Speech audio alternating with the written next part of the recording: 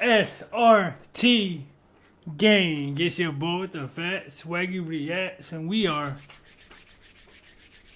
back with another reaction video, man. And we back on Mr. Ballen reactions. Know what I'm saying? Now I know, he dropped this 2-3 days ago. Know what I'm saying? So we about to get back into it. Know what I'm saying? Today we're gonna be reacting to top 3 strange but true. You won't see this coming. So like, share, comment, subscribe, gang. If you guys like scary content, know what I'm saying? We're on the road to 100K, man. So go ahead and subscribe to the channel because you're gonna come back anyway. You might as well go ahead and lock in with your boy, bro. I ain't finna hold y'all up. Let's get this video to 500 likes, man. Something like, man. Let's get into it. Sometimes the truth is stranger. Oh yeah, as you guys see, no green screen tonight. Know what I'm saying? I know majority of y'all really don't care. Y'all just want the content. But I'll definitely be back doing scary hour with the green screen tomorrow. I got y'all, man. Sometimes the truth is stranger than fiction. And today we're going to look at 3 stories that demonstrate that. But before we get into those stories, if you're a fan of the strange, dark, and mysterious delivered in story format, then you've come to the right place because that's all we do, and we upload once a week. So if that's of interest to you, please sneak into the like button's home and break off all the tabs on their soda and beer cans. Also, please subscribe to our channel and turn on all notifications so you don't miss any of our weekly uploads. Okay, let's get into today's stories.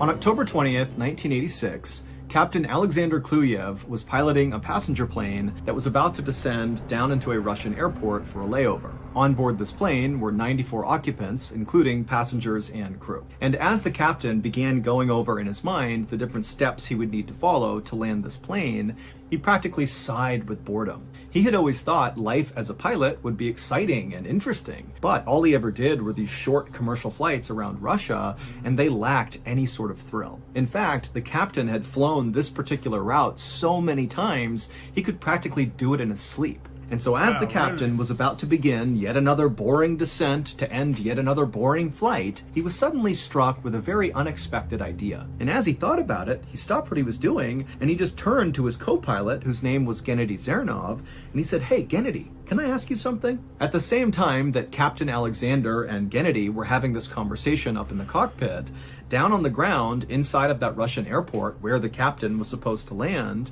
an air traffic controller noticed on their radar that Captain Alexander's plane was coming in way too fast and at too steep of an angle to attempt a landing. And so the controller radioed up to the captain and said, "Hey, you're going too fast. Adjust your speed, adjust your angle. Otherwise, you're going to need to abort this landing." But the captain did not radio anything back to the controller.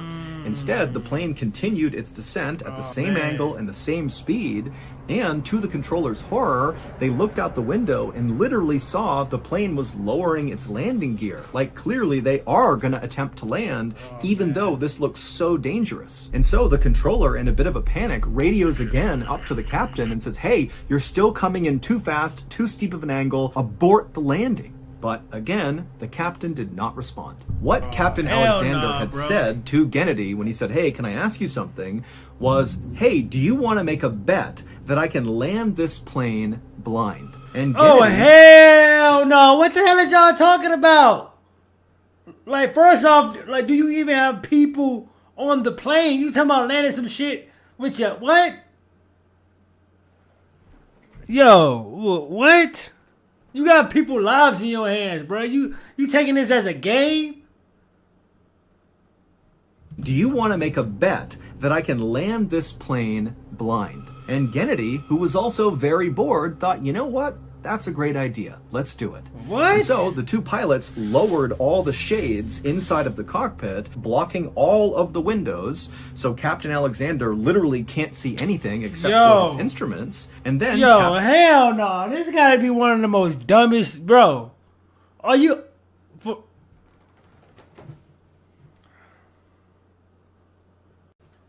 Captain Alexander attempted to land the plane. And when the air traffic controller began calling up to Captain Alexander saying, "You're going too fast, your angle's wrong," Captain Alexander was sure he could pull it off, and so he totally ignored the controller and went for the runway. And when he hit the runway, he was going too fast at too steep of an angle, and so it broke off the landing gear. The plane skidded all the way down the runway and then flipped over and caught on fire.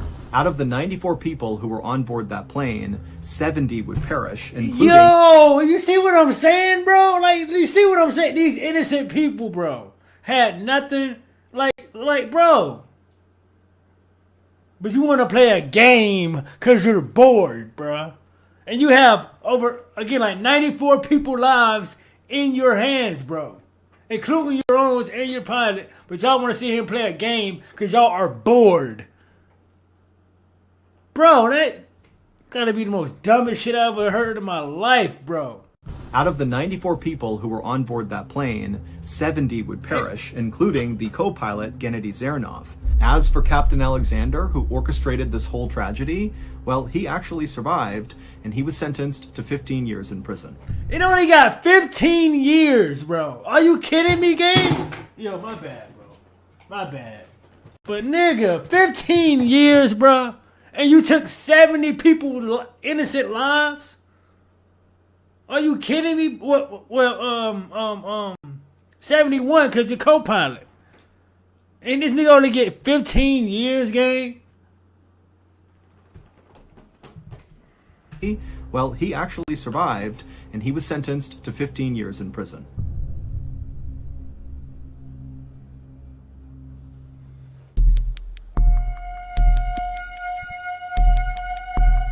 On August... Bro, I need to know y'all opinion on that in the comment section, bro. Like, say story one and just explain how you guys feel about that, bro. I need to know that right now, bro. I need to know that, bro, because that is crazy. 23rd, 2013, inside of a little home in a Russian... On August 23rd, 2013, inside of a little home in a Russian suburb, 8-year-old Maria Chelyasheva was hard at work at her kitchen table drawing a picture of a horse. Maria's parents had recently brought her to a farm where she was able to do some pony riding, and ever since then, she had become obsessed with horses and ponies. And so as Maria was hard at work on her drawing, her father, 42-year-old Mikhail, was right nearby at the kitchen stove dicing up onions, and as he did, his eyes were kind of watering from cutting the onions, and so he was making a show of turning around and looking at his daughter, pretending to cry, and Maria thought it was very funny. And then at some point, as Mikhail was doing this, he realized he was missing a key ingredient for the dinner he was preparing.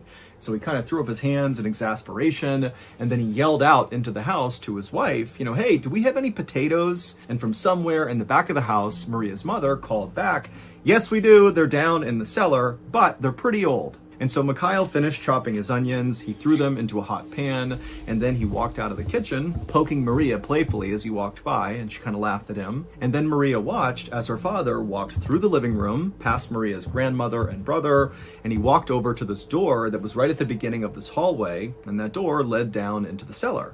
And so Maria, she stopped for a moment and just watched as her dad opened the cellar door, began walking down the steps, and he shut the door behind him. And then Maria just went back to coloring in her horse. But after a few minutes, Maria started to smell something really bad, and she looked up and she saw the onions that were on the burner were starting to burn, and smoke was going up into the ceiling, and then suddenly the smoke alarm went off, and as this commotion is happening, Maria's grandmother runs into the kitchen and begins fanning the smoke. She turns off the burner and moves the onions, and then Maria's mother comes running into the kitchen, and she's seeing what's happening, and she's looking around. She doesn't see her husband, and so very frustratedly, she yells out, Mikhail, you burned the onions, come in and deal with this. But Mikhail was not on the first floor. He was still down in the cellar. And so Maria's mother knew that, and she was kind of annoyed that he was taking so long down there. And so after muttering something under her breath, she stormed out of the kitchen, walked over to the cellar door, opened it up, went downstairs, shutting the door behind her. Meanwhile, back in the kitchen, Maria's grandmother was now going through the burned onions,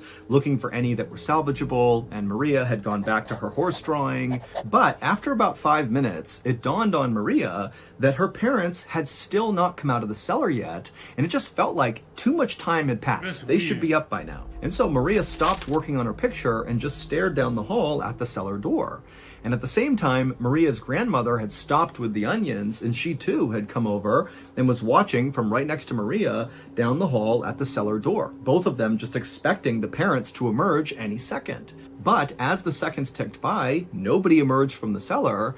And so finally, Maria's grandmother said, okay, I'm going to go see what's going on. And so Maria watched as her grandmother walked through the living room past Maria's brother, who was playing a video game. And then Maria's grandmother, right in front of the closed cellar door, just yelled out, hey, are you guys okay down there? But there was no response from the cellar. And so at this, Maria's grandmother turned around and told Maria's brother to turn off his video game because it was so noisy. Maybe they were calling from the cellar and they couldn't hear them. And so the brother, who was just totally frustrated by this whole situation, he paused his game. And then Maria's grandmother called out again, hey, are you guys okay down there? And this time, when there was still silence, Maria's brother, he just stood up and said, okay, why don't we just go downstairs and make sure they're okay? Why aren't we doing that? And so without waiting for a response from his grandmother, Maria's brother just walked right over to the cellar door. He opened it up and he looked down and he goes, look, they're right there. And then the brother began walking down the steps, yelling to his parents, hey, come on, when's dinner? What's going on? And as he did, he shut the door behind him. And so after this, Maria's grandmother walked back into the kitchen and sat with Maria as the two of them stared at the cellar door, expecting their family to return any second now. But they didn't. And so at this point, both Maria and her grandmother were really starting to panic. They could tell something was wrong. And so Maria's grandmother grabbed her phone and called a neighbor and just said, hey, can you come over? I think something's wrong. I don't know what it is. And then after Maria's grandmother hung up the phone, instead of waiting for the neighbor to come over, Maria's grandmother just got up and walked right over to the cellar door. Yo. What is going on with this damn door? What is going on down here, dog? And then on top of that, if you just call for help, just wait for them to get there and both of y'all go down there and leave the door open. Don't close the door.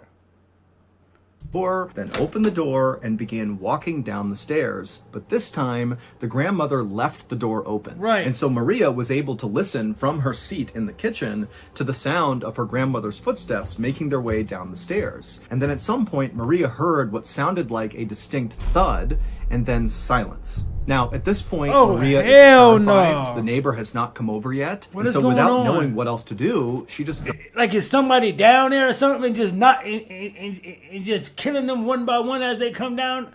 What is going on? Is terrified. The neighbor has not come over yet. And so without knowing what else to do, she just got up and walked over to the open cellar door and just stared down into the darkness down below. She couldn't see anything, but she was too scared to even call out to her family. And then finally, she just began descending the stairs herself. 10 minutes later, the neighbor who Maria's grandmother had called finally arrived over at their house. He knocked on the front door, but there was no answer. And so he tried the doorknob, found it unlocked. So he opened it up and he stepped inside. And right away, he looked around and it was totally quiet. There was nobody on the first floor of the house.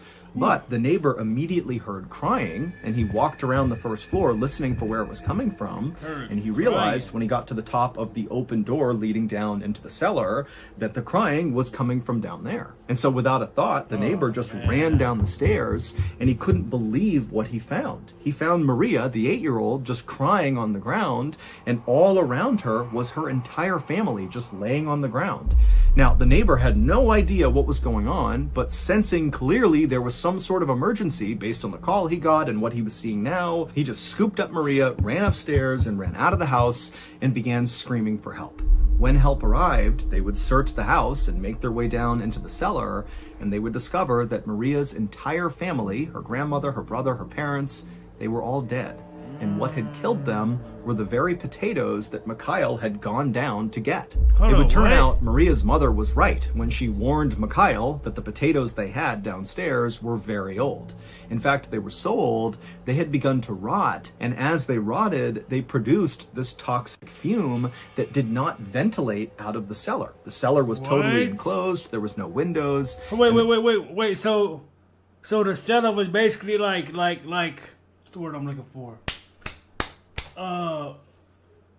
Like, was they poisoned or some shit? Like what? Like, not ventilate out of the cellar. The cellar was totally enclosed, there was no windows, and the family had this habit of always shutting the door whenever they went down into the cellar. And so over time, this fume had totally filled the entire cellar, and one by one, as family members went down into the cellar, sealing the door behind them, they passed out from these fumes and then died. Wow, what? Passed out from the fumes from the potatoes and all that? For what the hell? Potatoes can do that? Oh, hell no, bro. What the hell? Like, potatoes can kill you? I didn't even know that. Like, as far as... was the only one who survived going down into the cellar because her grandmother, who had gone down right before her, had left the door open. And so by the time Maria had gone down, a lot of the toxic fumes had found their way up the stairs and escaped into the rest of the house. And so when Maria went down there, it was not nearly as toxic. Wow. Like, bro, you can just imagine how Maria felt like when she got down there and saw that. Like, bro, wow, bro.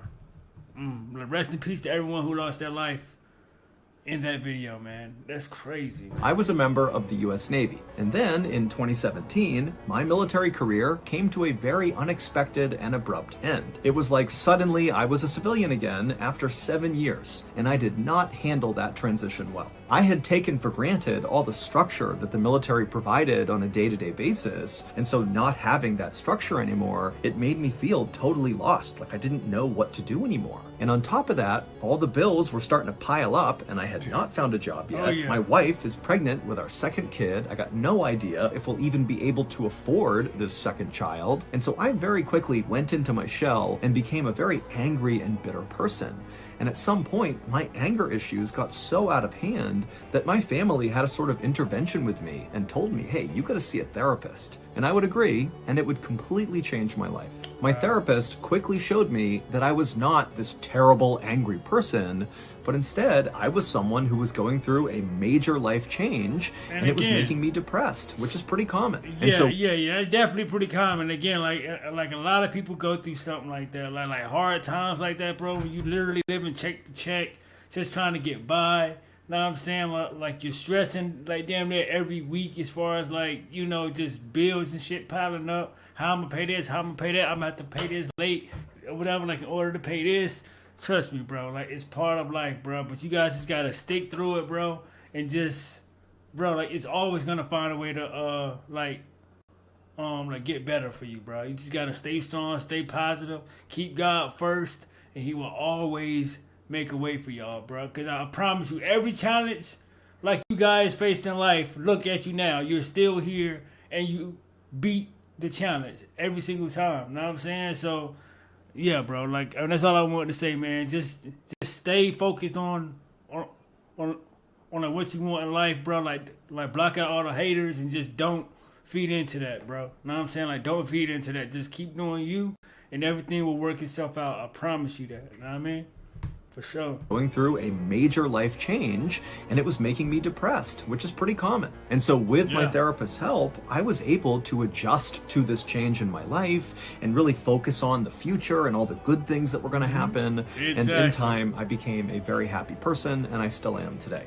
Now, he got through it, and you see how successful he is right now when he came to YouTube? See what I mean? Like, he was at his wit's end back then when he first left the Army. He didn't know what he was going to do. Couldn't find a job, this, that, and the third. And look at him now. Perfect example. Come on, man.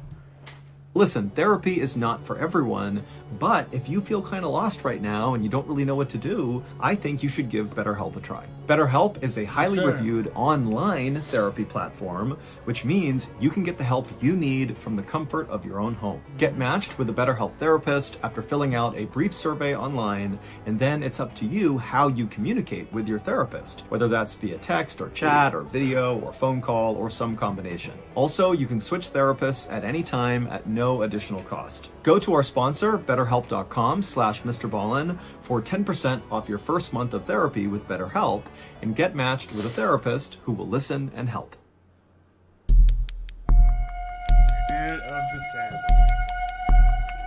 On December 7th, 1993, A pregnant woman named Diane Schaap sat inside of a hospital room in the city of Fulda, Germany, staring anxiously at the nurse who was doing her blood pressure. When the nurse was done, she would tell Diane that her blood pressure was still too high. And so Diane, she sighed, and she was pretty upset by this, but at the same time, she wasn't all that shocked. After all, Diane had come to the hospital because she thought something was wrong with her. Diane was an American who lived on the nearby Sickles Army Airfield Base, along with her husband, Sergeant Stephen Schaap. And that morning, Diane had begun to bleed, and because she had a history of miscarriages, she panicked and just rushed to the hospital to get checked out. Now, ultimately, the doctors would tell her that it seemed like she was going to be okay and that the bleeding was not a big issue, but as a precaution, they wanted her to stay in the hospital for a week, just doing bed rest, where they could watch her and make sure she was really okay. And so far, she was, but her blood pressure was still too high. The nurse who had taken Diane's blood pressure finished doing the rest of Diane's vitals, and then afterwards, she left the room, leaving Diane alone. And Diane, now, it's the first time she's been alone inside of her hospital room since she arrived, and suddenly she just felt so anxious about the whole situation. And so as she's laying in her bed, wondering if her pregnancy was really okay, she heard footsteps out in the hallway, and then suddenly her door busted open, and it was her husband, Stephen. And Stephen, his skin was pale, his eyes were red, he looked really upset, and he rushed into the room, and he kneeled down next to Diane's bed, and he took her hand, and he just said, how are you doing? It had been a really hard stretch lately for Diane and Stephen.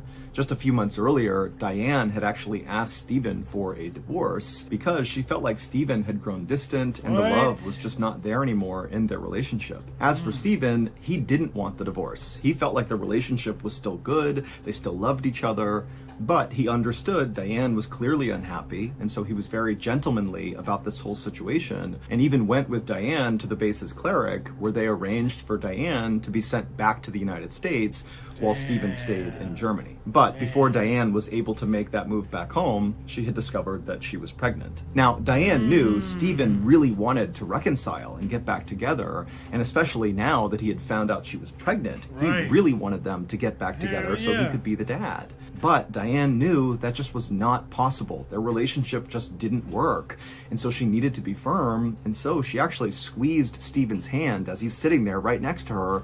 And she just said to him, even though he hadn't brought it up, she said, we can't get back together, even though I'm pregnant. It can't happen. But Stephen just kind of shook his head at her like he was not here for that reason. And he said, look, I just want to be your friend. Let me go back to your house. I'll gather up your things and bring them here to make your stay a little bit more comfortable. And so Diane, who wanted to tell Stephen, no, don't do that, I'm fine, she could just tell that he really wanted to help her. And so, kind of against her better judgment, Diane said, okay, Stephen, if you want to go back and get my stuff, I would really appreciate it. And at that, Stephen stood up and he gave Diane a long hug and said, I'll be right back. And then he turned and left the room. A few hours later, at around 5 p.m. that evening, the phone inside of Diane's room began to ring. And so Diane answered it, and it was her husband's best friend, Gregory Glover. And he was calling just to check in on Diane because he had heard she was in the hospital about some bleeding, and he wanted to make sure the baby was okay. And Diane would tell him that, it seems like everything's fine. And then after that, Gregory would tell Diane that he was really worried about Stephen. He said, this morning I had driven him to work, and all he did was pour his heart out to me about how he wanted to get back together with you. And I just want you to know that, he's really worked up about this. But before Diane could even respond to Gregory, the phone just suddenly went dead. And so Diane, she held the phone out, kind of staring at it like, what's going on here? She put it back to her ear. She said Greg's name a few more times, but the line was just totally dead. And so Diane, she hung up the phone and figured Gregory would just call back. But 30 minutes went by and Gregory did not call back.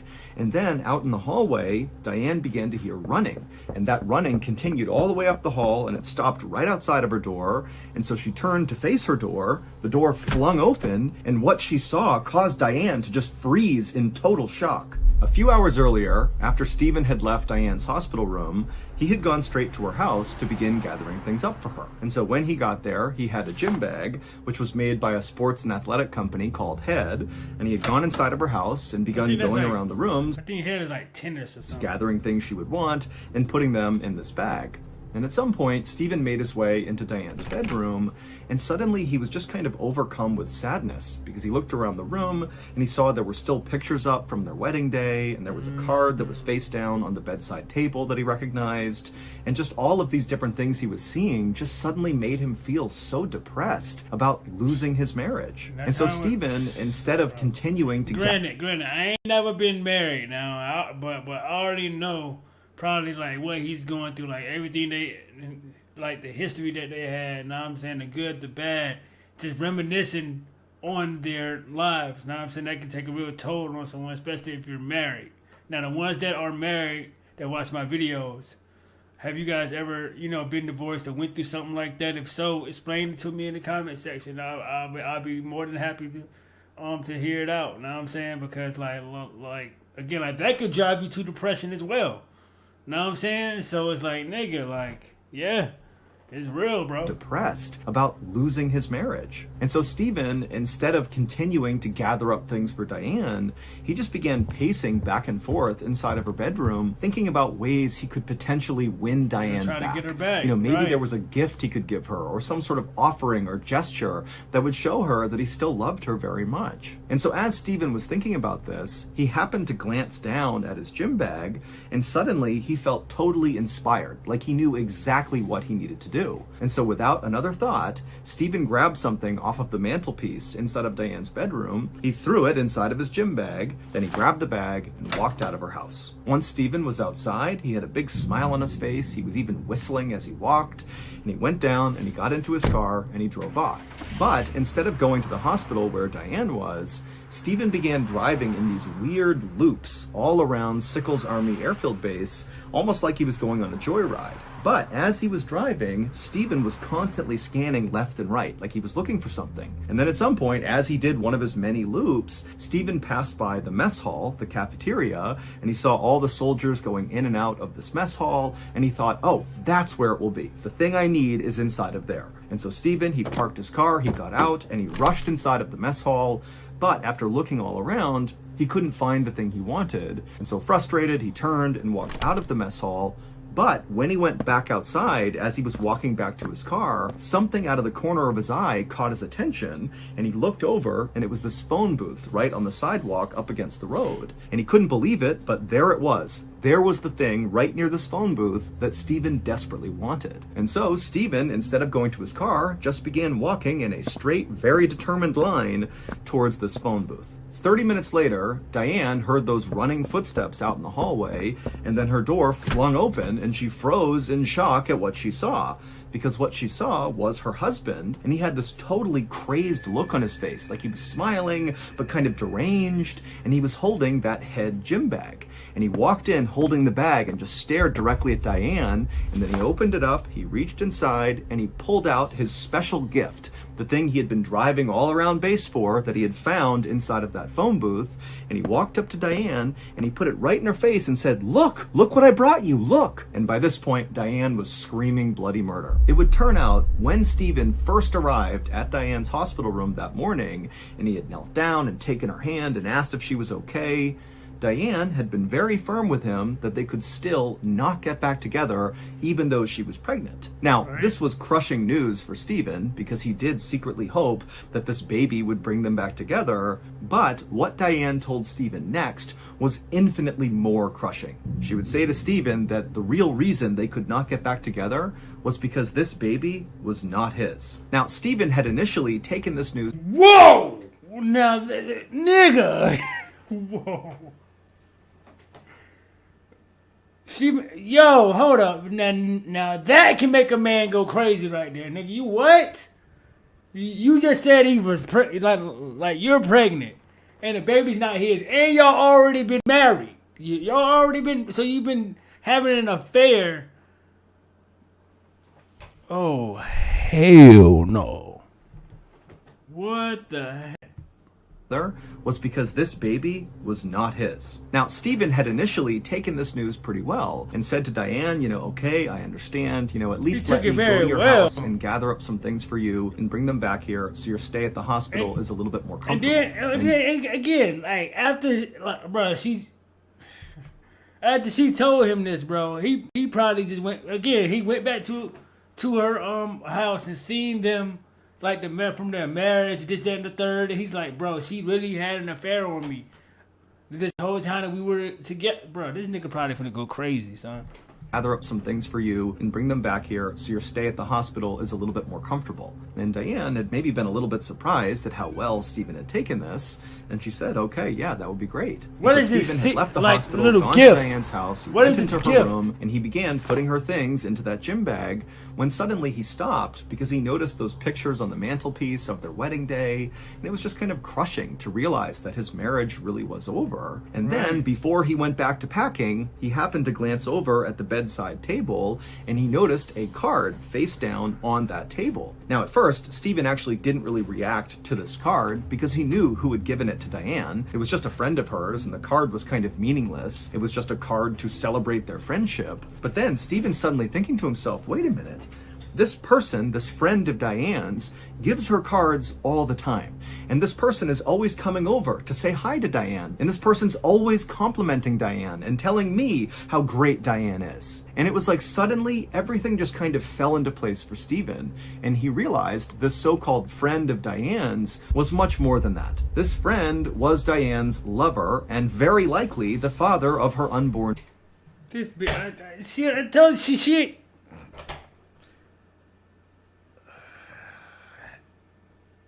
I told you she's having an affair. From her lover. Who is her lover? Child. And who was this friend of Diane's? Well, none other than Stephen's very best friend, Gregory Glover. The same Gregory Glover that Stephen just that... It's always the I mean the niggas that's closest to you, bro. That'll do you the dirtiest, nigga. This nigga had a whole affair with his best friend's wife. It never fails. Oh my lord, nigga. Morning had poured his heart out to on the ride to work, telling Greg. And again, like, yeah, bro, he's sitting here pouring his heart out to you about his wife, who you already been clapping the cheeks for already. Probably like nigga. It's the closest people to you, bro. That's crazy, gang. How much he missed his wife and how much he wanted to reconcile. He's sitting here listening and to Gregory's all this. advice to Stephen had been, well, you know, I know you're hurting, but you really need to let this go. You need to let the divorce happen and just move on with your life. And now Stephen realized that Gregory wanted Stephen to end his relationship with his wife so Gregory could have a relationship with Diane. And so Stephen felt unbelievably betrayed. And even if they did, bro, like, you're his best friend, you wouldn't think it'll be weird for you, like not hearing from you no more after they get their divorce? Be like, man, hold up. I lost her. I lost him. He would have put two and two together eventually. Like, bro, hold the fuck up. I haven't talked to her or him in months, years, or whatever. Come on, gang. That's crazy. Could have a relationship with Diane. And so Stephen felt unbelievably betrayed. What? And that was when he decided to get a gift for Diane. And so he grabbed a knife that was on the mantelpiece inside of Diane's bedroom. He threw it inside of his gym bag. He got in his car and he began driving around the base. Driving around the base looking for homeboy. He going to look for his ass. And yeah.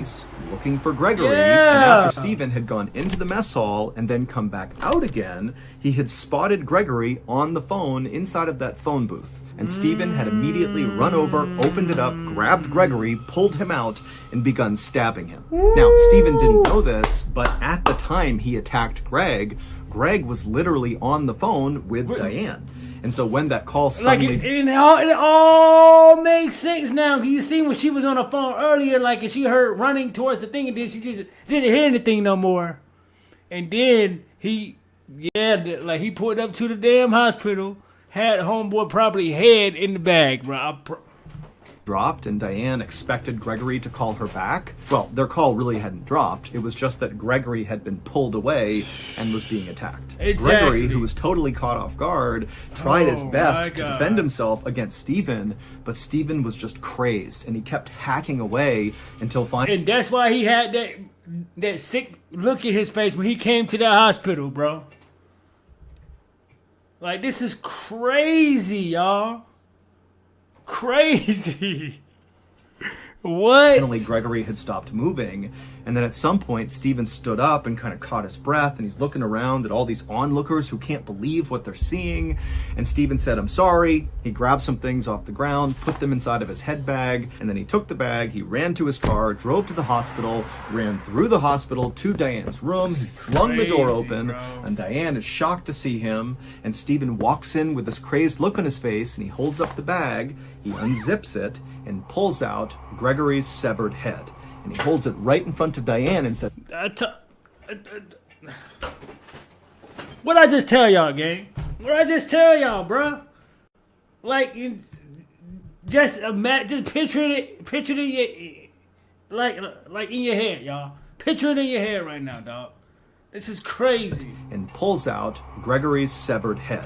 And he holds it right in front of Diane and says, look what I brought you, look. And he placed it down right on the bedside table, looking directly at Diane. And so Diane began screaming and people began rushing into the room. Meanwhile, Stephen just sat in the corner calmly, waiting to be arrested. Ultimately, Stephen would be tried by a military court. I mean, do y'all blame him? Do y'all blame him, bro? The shit, like, bro, and ain't no telling how long this has been going on. Again, this is his best friend, bro. Know what I'm saying? So you know they probably been best friends for years, bro. And ain't no telling how long they've been married. Ain't no telling how long this even been going on. Like, so do y'all blame him, bro? Or calmly waiting to be arrested. Ultimately, Stephen would be tried by a military court, and he would be sentenced to life in prison. Wow, okay, listen, okay. So he gets life, but the guy that killed 70 people, 71 people, only got 15 years. Make it make sense, y'all. Make it make sense. He took one life. This nigga took 71 people's lives, bro. But he gets 15 years. All right. It's crazy, dog. What, like Mr. Ballen? The following is about the most famous serial killer that you've never heard of. One morning in 1912, in a little town in Iowa, a neighbor went over to the Moore family's home and they knocked on their door, but there was no answer. And as this neighbor waited, they looked around the front of the property and they saw the Moore family had not tended to any of their farm animals that day, which was very odd. And so the neighbor, who's starting to feel concerned, knocked again on the door, but there was still no answer. And so they got the police. And when the police showed up, they went inside that house and they discovered an absolute massacre. The Moore family were all dead. And the only clue police had as to what happened to them was an axe that was found inside their house. And as police began investigating this crime, they quickly discovered that this was far from an isolated event. To hear this full story, listen to the latest episode of the Bedtime Stories podcast called The Man on the Train. And make sure you follow the Bedtime Stories podcast wherever you listen to podcasts to get more chilling stories just like this one. Every Wednesday? Yeah, we got to check that out, gang. Shout out to Mr. Ballen, bro. What a story, bro. Like, which story was craziest to you guys, bro? 1, 2, or 3? Let me know down in the comment section, bro. Wow, that affair is crazy. And then this nigga with the severed head went to the hospital. Like nigga, what? That's crazy. But nigga with the, I mean, bro, that pilot, oh my God, bro. 71 people died. It got 15 years. That's crazy, bro. Tell me how you guys feel about this, man. Make sure you guys are locked in. Like, hit that subscribe button, man. Like, hit the bell so you guys know when I'm dropping like another Mr. Ballen video, which will more than likely be tomorrow, gang. So like, share, comment, subscribe, gang, and SRT gang. I am out this thing, man. Let's get it.